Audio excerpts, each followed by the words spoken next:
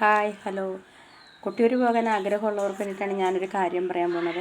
കൊട്ടിയൂർ പോകാൻ ആഗ്രഹമില്ലാത്തവരാരും തന്നെ ഇല്ലെന്ന് എനിക്കറിയാം. എല്ലാവരും പോകുന്നു. ഇപ്പോൾ പണ്ടത്തെ പോലെയൊന്നുമല്ല, ധാരാളം ആൾക്കാർ കൊട്ടിയൂർ പോകുന്നുണ്ട്. അപ്പോൾ അത് ടൂറിസ്റ്റ് ബസ്സിനെയൊക്കെ എല്ലാവരും ആശ്രയിക്കുന്നത്. പക്ഷേ ടൂറിസ്റ്റ് ബസ്സിന് പോകാൻ പറ്റാത്ത ആൾക്കാരുണ്ട്. കാരണം വണ്ടിച്ചൊരുക്കമുള്ള ആൾക്കാരുണ്ട്, ഇയർ ബാലൻസിൻ്റെ അസുഖമുള്ള ആൾക്കാരൊക്കെ വണ്ടിച്ചൊരുക്കം ഉണ്ടാകാറുണ്ട്. അതുപോലെ കാലിന് മുട്ടുവേദനയൊക്കെ ഉള്ള ആൾക്കാർക്കൊക്കെ കുറേ നേരം ഇരുന്നൊന്നും പോകാൻ പറ്റത്തില്ല. അങ്ങനെയുള്ളവർക്ക് വേണ്ടിയിട്ടാണ് കേട്ടോ ഞാൻ ഈ വീഡിയോ ചെയ്യുന്നത്. മിക്കവർക്കും അറിയാമെന്നറിയാം, എന്നാലും ഞാൻ പറയുവാണ്. നമ്മളിവിടെ നിന്ന് തിരുവനന്തപുരത്ത് നിന്നൊരു മാവേലി എക്സ്പ്രസ് വിടുന്നുണ്ട് കേട്ടോ. അത് അവിടുന്ന് ടൈം എനിക്കറിയില്ല, എത്ര മണിക്കാണ് വിടുന്നതെന്ന് അറിയില്ല. ഞാനും എൻ്റെ ഒരു ചേച്ചിയും കൂടി അങ്ങനെയാണ് പോയത് കേട്ടോ. അതുകൊണ്ടാണ് ഞാൻ നിങ്ങളോട് പറയുന്നത്, സുഖമായൊരു യാത്രയാണ്. ട്രെയിന് പോവുക. ട്രെയിൻ എൻ്റെ വീട് ചേർത്തല, ഞാൻ തുറവൂരെന്ന് പറയും. തുറവൂരിൽ നിന്ന് ഞങ്ങളുടെ അവിടെ 10:30ക്കാണ് വരാറ് ട്രെയിന്. 10:30ക്ക് വന്ന് എറണാകുളം ആകുമ്പോൾ 11 മണി കഴിയും. ചേച്ചി അവിടെ നിന്നാണ് കയറി. അപ്പം ഞങ്ങൾ രണ്ടും തനിയാണ് പോയത്. അങ്ങനെ നമ്മൾ ഇവിടുന്ന് വിടുന്ന ട്രെയിൻ വെളുപ്പിന് 5:05 ആകുമ്പോഴത്തേക്ക് നമ്മൾ തലശ്ശേരി റെയിൽവേ സ്റ്റേഷനിലെത്തും കേട്ടോ. തലശ്ശേരി റെയിൽവേ സ്റ്റേഷനിൽ നിന്ന് 1 കിലോമീറ്ററോളം നടന്നാൽ ട്രാൻസ്പോർട്ടും പ്രൈവറ്റും ഉണ്ടാവും കേട്ടോ. ധാരാളം കൊട്ടിയൂർക്ക് തന്നെയായിരിക്കും ഉണ്ടാകണം. അപ്പോൾ നമ്മൾ 5:05 നമ്മളവിടെ നടന്ന് ഇത്തിരി നടക്കുന്ന ദൂരം അല്ലാത്തവർക്ക് ഓട്ടോയ്ക്ക് പോകാൻ 10-30 രൂപ ആകത്തോളം തോന്നണം. മിക്കവരും അവിടെ നിന്ന് ആൾക്കാർ കുറച്ച് പേര് നടന്ന് പോകാറുണ്ട്. നമ്മൾ കാണും, നമ്മളൊന്നും ചോദിക്കേണ്ട ആവശ്യമില്ല, മിക്കവരും അങ്ങോട്ട് പോകുന്ന ആൾക്കാരായിരിക്കും. അപ്പോൾ അങ്ങനെ പോകുമ്പോൾ ഫ്രഷപ്പിനൊക്കെ ഉള്ള സ്ഥലമൊക്കെ ഇടയ്ക്കുണ്ടാവും. അത് പൈസ കൊടുക്കണമെന്ന് അറിയത്തില്ല കേട്ടോ. പക്ഷേ ഞങ്ങളങ്ങനെ അവിടെയൊന്നും കയറിയില്ല. അപ്പോൾ നേരെ സ്റ്റാൻഡിൽ ചെന്ന് ഞങ്ങളൊരു ചായയൊക്കെ കുടിച്ചിട്ട് ഇഷ്ടംപോലെ ബസ് കൊട്ടിയൂരെന്ന് പറഞ്ഞ് കിടക്കുന്നു. സീറ്റ് ഇഷ്ടംപോലെ സീറ്റൊക്കെ ഉണ്ടാവും കേട്ടോ. നമ്മൾ കയറി കഴിയുമ്പോൾ ആൾ നിറയുമ്പോൾ ഒരു വണ്ടി വിടും. അപ്പോൾ നേരെ 1 മണിക്കൂർ യാത്രയാണ്. പിന്നെ അവിടെ നിന്ന് കൊട്ടിയൂരേക്ക് 1 മണിക്കൂർ യാത്രയാണ്. നമ്മൾ കാടിൻ്റെയൊക്കെ ഇടയിൽ കൂടിയൊക്കെ ഇങ്ങനെ യാത്ര ചെയ്യുന്നത്. അപ്പോൾ ഈ വണ്ടിച്ചെരുക്കുള്ളവരൊക്കെ ചിലപ്പോൾ അവോമിൻ കഴിക്കണമെങ്കിൽ കഴിക്കാം. പക്ഷേ നമ്മൾ ഈ രാവിലെ നമ്മൾ ഒന്നെങ്കിൽ വൈകുന്നേരം ബസ്സിന് കയറുന്ന ആൾക്കാർ നമ്മൾ നേരം വെളുക്കുമ്പോഴേ നമ്മൾ കൊട്ടിയൂരെത്തത്തുള്ളൂ. അതുവരെ നമ്മളിങ്ങനെ ഛർദ്ദിച്ച് ആവശ്യമായിട്ടല്ലേ ഈ മരുന്ന് കഴിക്കണതിൻ്റെ ഉറക്കക്ഷീണം കൊണ്ടൊക്കെ അങ്ങനെ തളർന്ന ആവശ്യവും. ഞാനും അങ്ങനെ ഒരാളാണ് കേട്ടോ. എനിക്കും ഇതുപോലെ വണ്ടിച്ചൊരുക്കൊക്കെ ഉള്ള ആളാണ്. ഞങ്ങൾ കഴിഞ്ഞ വർഷം ഇതുപോലെ ടൂറിസ്റ്റ് ബസ്സിനാണ് പോയി അവിടെ ചെന്നപ്പോൾ തന്നെ ഞാൻ ഒരുവിധം പരുവത്തിലാണ് ഞാൻ എഴുന്നേറ്റ് തന്നെ. കാരണം അത്രയ്ക്ക് തളർന്നു പോയിരുന്നു. ഞാനിങ്ങനെ മരുന്നൊക്കെ കഴിച്ച് ഉറങ്ങി ഭയങ്കര ക്ഷീണമായിരുന്നു. അപ്പോൾ അതുകൊണ്ടാണ് ഞങ്ങൾ ഇപ്രാവശ്യം ട്രെയിന് പോകാനായിട്ട് തീരുമാനിച്ചത്. പക്ഷേ വേറെ കാര്യമുണ്ട് കേട്ടോ, കൊട്ടിയൂർ മാത്രമേ എന്താ ഞങ്ങൾ പോയുള്ളൂ. മറ്റുള്ള ബസ്സിനൊക്കെ ആകുമ്പോൾ നമ്മൾ മറ്റുള്ള ബസ് അമ്പലങ്ങളിലൊക്കെ കയറാനൊക്കെ സമയം അവർ കണ്ടെത്തി തരും നമുക്ക്. പക്ഷേ ഇത് ഞങ്ങൾ തനിയായത് പോയതുകൊണ്ട് ഞങ്ങൾക്ക് അങ്ങനെ ഒരു ബുദ്ധിമുട്ടുണ്ടായിരുന്നു.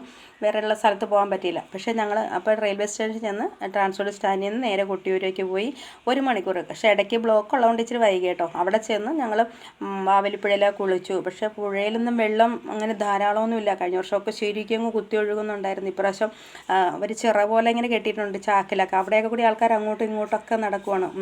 വെള്ളം അങ്ങോട്ട് നീങ്ങി കുറച്ചേ ഉള്ളൂ. അപ്പോൾ അവിടെയൊക്കെ മുങ്ങി കുളിച്ച് ഞങ്ങൾ കല്ലൊക്കെ ഉരച്ച് നെറ്റിയെ തൊട്ടിട്ട് ഞങ്ങൾ പോയത്. ക്യൂ നിൽക്കാനൊന്നും പോയില്ല കേട്ടോ. കാരണം എൻ്റെ കൂടെ പിന്നെ എൻ്റെ ചേച്ചി കാലിൻ്റെ മുട്ടിന് ഇച്ചിരി വേദന ഉള്ളതുകൊണ്ട് പുള്ളിക്കാരി ക്യൂ നിൽക്കാനായിട്ട് ഇത്ര മണിക്കൂർ നിൽക്കാൻ ബുദ്ധിമുട്ടുള്ളതുകൊണ്ട് ഞങ്ങൾ എന്ത് ചെയ്തു, എല്ലാവരും ഇറങ്ങുന്ന വഴി കൂടിയാണ് ഞങ്ങൾ കയറി ഞങ്ങൾ സുഖമായിട്ട്. കാരണം നമ്മൾ ഭഗവാന് ചുറ്റിനും പ്രദക്ഷിണം വെച്ചു. കാരണം ക്യൂ നിൽക്കുന്ന ആൾക്കാർ ക്യൂവിൽ നിന്ന് ഇറങ്ങി ഭഗവാനെ കാണണം. അവിടെ തടിച്ചുകൂടി നിൽക്കും. അവിടെ ഭയങ്കര തിരക്കാണ്.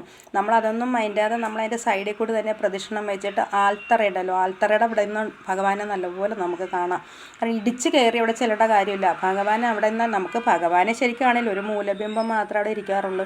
കുറച്ച് പൂവ് വിളക്കൊക്കെ കാണാൻ പറ്റും. അവിടെ നിന്ന് ആൽത്തറയിൽ നിന്ന് തൊഴുതു. ഇല്ലെങ്കിൽ ആൽത്തറയുടെ ഓപ്പോസിറ്റ് മേളിൽ കയറി നിന്നാൽ നമുക്ക് നല്ലപോലെ കാണാൻ പറ്റും, അവിടുത്തെ കാഴ്ചകളെ കാണാൻ പറ്റും. അങ്ങനെ ഞങ്ങൾ തൊഴുത് പുറത്തിറങ്ങി കഴിഞ്ഞപ്പോൾ അവിടെ ഊണുണ്ടായിരുന്നു. ഇക്കരക്കൊട്ടിയൂരും ഉണ്ട്, അക്കരക്കൊട്ടിയൂരും ഊണ് കൊടുക്കുന്നുണ്ട്. അതൊരു 12:30 ആകുമെന്ന് പറഞ്ഞു കേട്ടോ. ഞങ്ങളവിടെ ഊണൊക്കെ കഴിച്ചു. ഊണ് കഴിച്ചിട്ട് ഞങ്ങൾ പിന്നെ നേരെ സ്റ്റാൻഡിന് തൊട്ടടുത്ത് തന്നെയാണല്ലോ. അപ്പോൾ അവിടെ എല്ലാ ബസ്സും തലശ്ശേരി എന്ന് പറഞ്ഞാൽ ഇഷ്ടംപോലെ ബസ് കിടപ്പുണ്ട്. അപ്പോൾ തലശ്ശേരിയാണ് നമുക്ക് ഏറ്റവും എളുപ്പം. തെക്കുന്ന് പോകുന്നവർക്ക് തലശ്ശേരി എളുപ്പം. കണ്ണൂരേക്ക് പോകേണ്ട ഒരു ആവശ്യമില്ല. തലശ്ശേരി ഇറങ്ങുകയാണ് ഏറ്റവും നല്ലത്. അപ്പോൾ തലശ്ശേരി ബസ് ഇവിടെ കിടക്കുന്നുണ്ട്. ഞങ്ങൾ തലശ്ശേരി ബസ്സിന് കയറി.